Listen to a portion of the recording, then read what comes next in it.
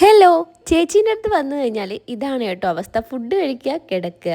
അതായത് നമ്മുടെ നാട്ടിലൊക്കെ പോയിട്ട് ഒരു വീട്ടിലൊക്കെ ഉള്ളൊരു അവസ്ഥയുണ്ടല്ലോ, ആ സെയിം അവസ്ഥയാണ് എനിക്ക് ബാംഗ്ലൂർ ഇലക്ട്രോണിക് സിറ്റി ഉള്ളത്. കാരണം ഇവിടെ പോകുന്ന സമയത്ത് ഒരു വീട്ടിൽ പോകുന്നൊരു ഫീലാണ് കേട്ടോ. പ്രത്യേകിച്ച് പണിയൊന്നും എടുക്കേണ്ട, ചേച്ചി ഉണ്ടാക്കും, നമ്മൾ പുറത്ത് പോവും, കഴിക്കും.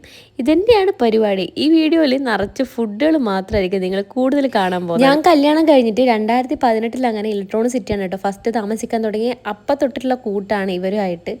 അത്രയും ക്ലോസ് ആയിട്ട് നമ്മളൊരു ഫാമിലി പോലെയാണ് കേട്ടോ. ഇപ്പോഴാണെങ്കിലും ഞാൻ ഇടയ്ക്കൊക്കെ പോകുന്ന ഒരു സ്ഥലമാണ് എനിക്കിഷ്ടപ്പെട്ട സ്ഥലം. വേറെ ഏതൊക്കെ സ്ഥലങ്ങളിൽ ഷിഫ്റ്റ് ആയി എന്ന് പറഞ്ഞു കഴിഞ്ഞാലും ഇലക്ട്രോണിക് സിറ്റി തന്ന ആ ഒരു ഫീൽ ഉണ്ടല്ലോ, അത് പിന്നെ എവിടെ എനിക്ക് കിട്ടിയിട്ടില്ല കേട്ടോ. ഈ അപ്പാർട്ട്മെൻറ്റിൽ പൂളുള്ളത് കൊണ്ട് തന്നെ ആമിമോളോട് ചേച്ചീൻ്റെ അടുത്ത് പോയാലൊന്ന് ചോദിക്കേണ്ട താമസം അവൾ റെഡിയാണ് കേട്ടോ.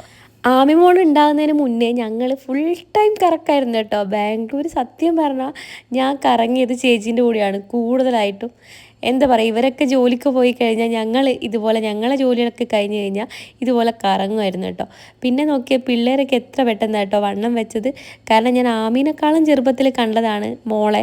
ഇപ്പം എൻ്റെ മോള് അവളെ കൂടെ കളിക്കുന്നു. എൻ്റെ പ്രഗ്നൻസി ജേണിയിൽ ഒരു 5 മാസം ഞാൻ ഇലക്ട്രോണിക് സിറ്റി ആയിരുന്നു കേട്ടോ ഉണ്ടായത്. അതിന് മുന്നേ ഫസ്റ്റ് എല്ലാവർക്കും ഉള്ള പോലെ തന്നെ ഫസ്റ്റ് പ്രഗ്നൻസിയിൽ എല്ലാവർക്കും ഡൗട്ടും കാര്യങ്ങളൊക്കെ ഉണ്ടാവുമല്ലോ. ഇതൊക്കെ ഞാൻ ഷെഫീനജിനോടാണ് ക്ലിയർ ചെയ്തത്. ആ ഒരു 1.5 ദിവസം പോയത് അറിഞ്ഞേ ഇല്ല കേട്ടോ.